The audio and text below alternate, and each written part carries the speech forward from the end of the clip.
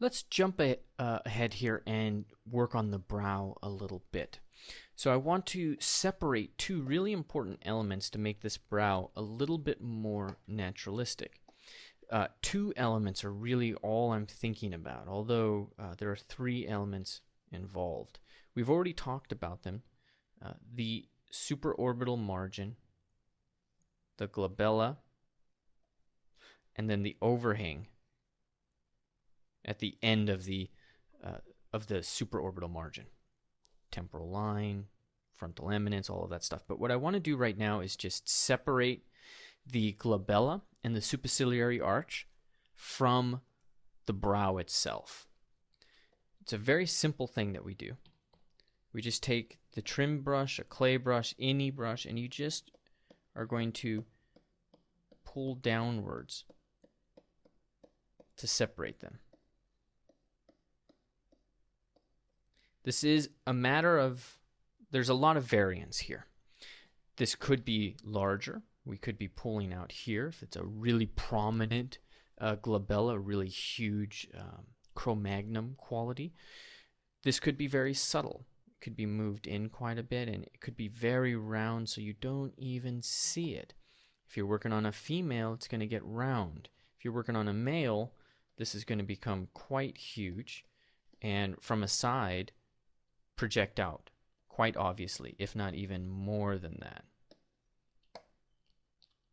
That's not unrealistic. So I'm going to keep it planar.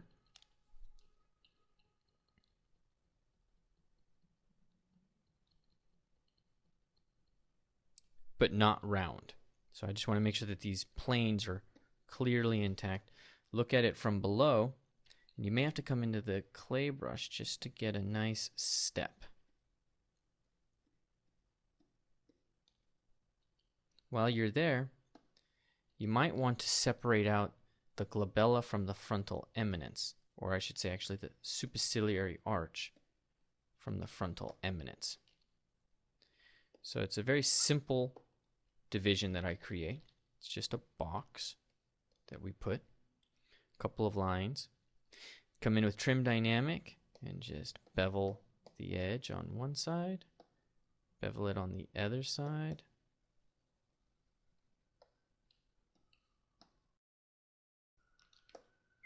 And there we've got a little bit of divisions for the brow, the whole forehead, in fact.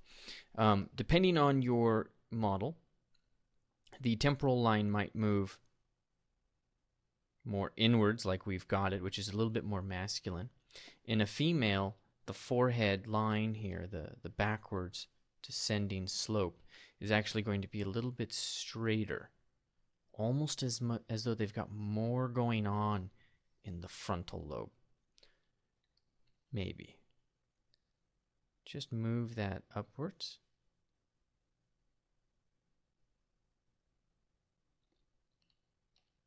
Yeah. A really good indicator of male-female gender difference is just how forward that brow is. But I do need to be clear here. The skull itself, it very rarely can tell you cut and dry whether or not it's a male or female. The science of it very clearly points out that skull alone is not enough. Skull with a pelvis bone, that is pretty accurate. But the skull alone isn't going to always tell you the difference or tell you the gender. So be mindful of that. All I'm going to do is just give you indicators. Pull the forehead forward a bit, smooth planes out, things of that nature. Now, male and female all have these elements, the frontal eminence, the temporal line, the glabella into the superciliary, the McDonald's arches, the overhang. Difference is how soft it is. In essence, that's the difference. Okay, so let's just move that temporal line down a little. Okay.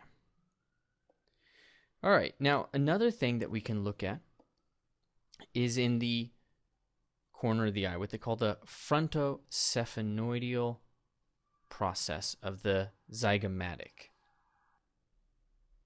How do you write that? Fronto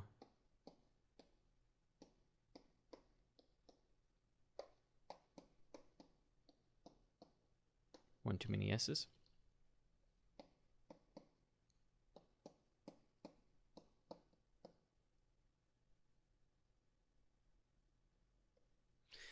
So what this is saying, besides a bunch of Latin, is that we're talking about the zygomatic bone, and we're talking about how it connects to the frontal bone and the sphenoidal bone here. So frontal bone, sphenoidal off to the side. That's all it's really saying. That's the only reason I can remember it. But we want to shape this a little bit. And again, this is one of those things where you want to feel the corner of your eye and just try to follow its slope. It's on the outside corner. And in the anatomy books, you're almost invariably going to find it as though it is this column that is straight up and down, and it sits on top the zygomatic bone, and then the brow is this, basically this big wedged box that sits on top of that. So it has this really simple shape. It is not simple. If you sculpt it simple, you start to lose it. It starts to become confusing. Think about it here in the primary stages only. Once you get past this conceptual understanding of it, think about it more like a motorcycle fairing. It's just going to pull backwards. And where it pulls backwards and how it's angled is part of what we need to make sure that we're aware of. Also, this overhang and how that operates. So this is a little bit better, but let's get in and be clear about the form. And one of the things I want you to notice is that I have created a step up to allow for that overhang, and then a step out for the cheek. But this frontosphenoidal process of the zygomatic is going to go in. So I move it in. It tilts in as though it is supporting that overhang. Come in with the clay buildup brush, and let's just get a sense of it, because it has a very clear form.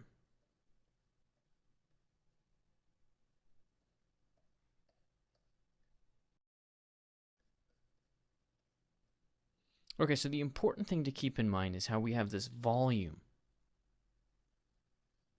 It is sitting above and on top of the frontosphenoidal process, and it has a very distinct volume. It has a roundness as it sits on top of this guy. Come in with the trim dynamic, and we just need to create some of the planes that we will want to make sure are in there.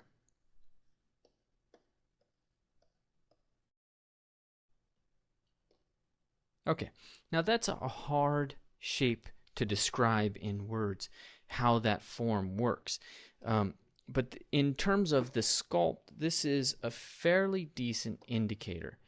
There's a lot of variety, but try this and see if this will start to help you understand it a little bit more. Key things to keep in mind is that it's called the overhang because it is hanging over that frontosphenoidal process. So that's the primary thing I really want to make sure we keep in our brain. And at this point, we're pretty close to being done with the upper part of the face, the cranial portion. We have some things to consider in the back, and we'll consider those here in a moment. And then we have to move on to the jaw and get the whole jaw indicated as well.